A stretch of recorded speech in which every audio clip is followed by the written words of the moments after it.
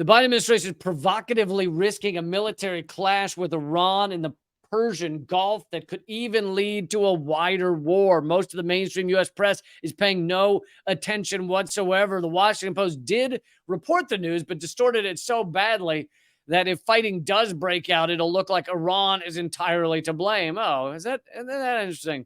The Washington Post is doing anti-Iran propaganda. What are the odds?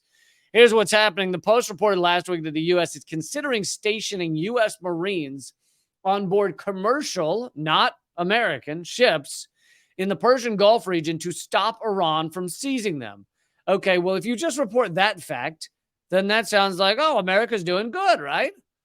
Iran is seizing commercial vessels, mean, bad Iran, and the U.S. is putting troops on them to protect them. Good, saving the day, U.S., yay, superheroes, woo!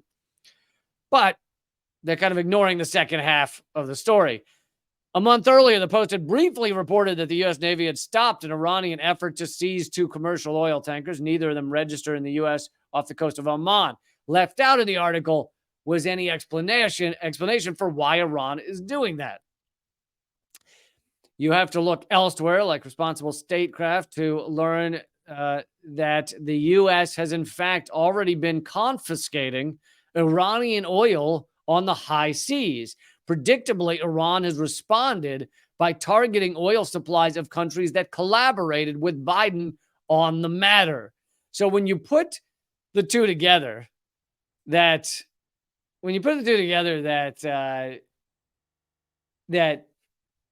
the U.S. is stealing Iranian oil with the help of other countries, and then Iran has responded by confiscating some ships of the countries that worked with the U.S. to do that, it's very much a tit for tat.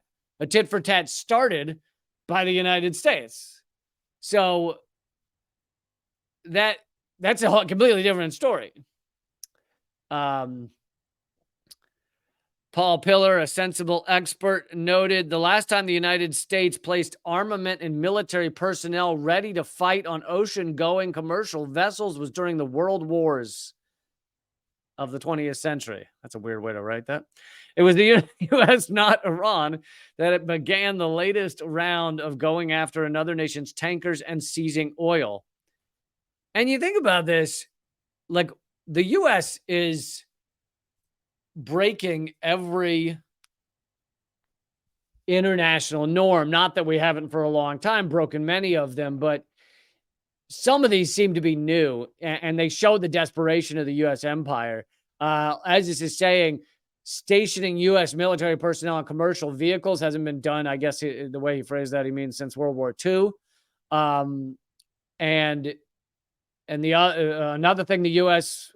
has done, breaking international norms recently, sending cluster bombs to Nazis in Ukraine. That's completely breaking with international law and international norms.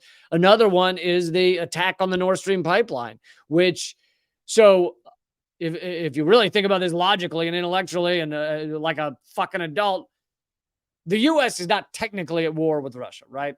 Yes, we have our proxy war going on in Ukraine, but we're not technically at war with them. No war's been declared. Even the U.S. president has not said the U.S. is at war with Russia or Germany, which is where the pipeline connected Russia and Germany. And Germany is supposed to be an ally. But the U.S., along with the help of perhaps another country, a couple other countries, bombed infrastructure, oil pipelines, and destroyed them of Russia and Germany. So this is outside of a war, outside of a declared war. This is a country, the U.S., just deciding to blow up another country's infrastructure, which breaks international norms, breaks international law, and of course puts us dangerously close to nuclear war. Whenever you blow up another country's infrastructure, if they have nuclear weapons, you don't know where that's going to go. It's absolute lunacy. And here's yet another thing the U.S. is doing that is, we are run by sociopaths, and they are totally freaking out about a multipolar world, a world that is not just U.S. hegemony, that is not just U.S. ownership of the globe. And their freak out is taking the form of all this breaking of international laws, international norms, and putting us close to nuclear war on so many levels and so in so many different ways. Iran is no tiny country. Iran is not Iraq. Uh, in terms of military size and in terms of the allies they have. So the US cannot just invade Iran, cannot just bomb Iran the way that they did with Iraq. And so all of this is just pure lunacy. But on top of that, this is getting zero coverage of the fact that Biden is putting us close, the brink of war with Iran, and it's not even getting talked about.